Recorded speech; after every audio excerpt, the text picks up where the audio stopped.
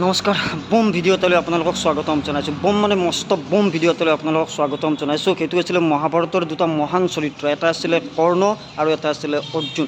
এই দুটা চৰিত্ৰৰে আমি জীৱনত কি শিকিব পাৰোঁ এইখিনি আমি আজি বিশ্লেষণ কৰিব বিচাৰিছোঁ, এইখিনি চাব বিচাৰিছোঁ। আচলতে মধ্যবিত্ত এজন ল'ৰাই কৰ্ণৰ জীৱনটোক কেতিয়াও ইগন'ৰ কৰিব নোৱাৰে। কৰ্ণৰ জীৱনটোৰ পৰা আমি বহু কথা শিকিব পাৰোঁ। কৰ্ণ আৰু অৰ্জুন এই দুটা চৰিত্ৰ মহাভাৰতত এনেই অংকন কৰা হোৱা নাছিলে, ইয়াৰ পৰা এটা বহুত মেছেজ দিব বিচৰা হৈছিলে।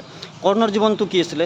কৰ্ণই জন্মৰ পিছ মুহূৰ্তৰ পৰাই ভাগ্যৰ বিপৰীতে যুদ্ধ কৰিব লগা হৈছিল, আৰু ভাগ্যৰ বিপৰীতে যুদ্ধ কৰি নিজক প্ৰতিষ্ঠা কৰা এজন মহান যোদ্ধা আছিলে কৰ্ণ। আৰু আনপিনে অৰ্জুন আছিলে শ্ৰীকৃষ্ণৰ বন্ধু, যাই ভাগ্যৰ শ্ৰীকৃষ্ণ সদায় তেওঁৰ লগত আছিলে। যেতিয়াই তেওঁলোকৰ বিপদ হৈছিলে তেতিয়াই শ্ৰীকৃষ্ণ উপস্থিত হৈছিলে। আৰু কৰ্ণ আছিলে নিজৰ ইতিহাস, নিজৰ ভাগ্য ৰচনা কৰা এজন যোদ্ধা।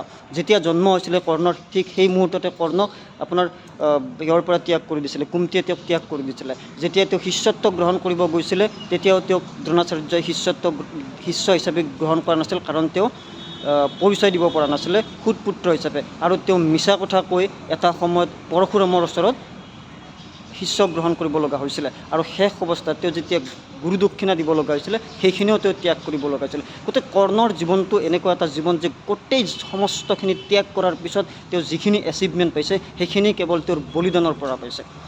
আনহাতে অৰ্জুনৰ লগত প্ৰতিটো মুহূৰ্ততে লাগি আছিলে শ্ৰীকৃষ্ণ।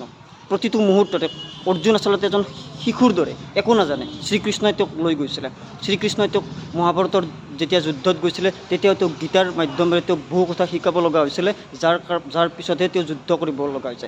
অৰ্জুন এজন বীৰ, কিন্তু মহাবীৰ আছিলে, মহাৰথী হ'ল কৰ্ণ। কাৰণ কৰ্ণৰ জীৱনটো আছিলে, কৰ্ণই যিখিনি পাইছে 1% যদি পাইছে সেয়া মহান ত্যাগৰ পৰাহে পাইছে।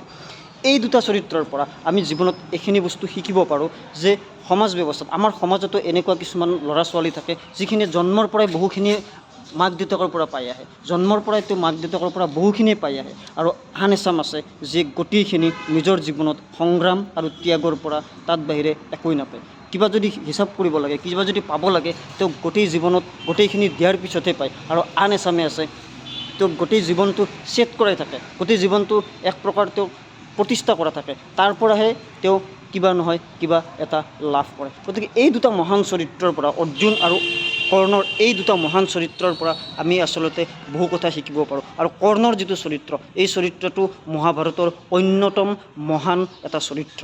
ধন্যবাদ।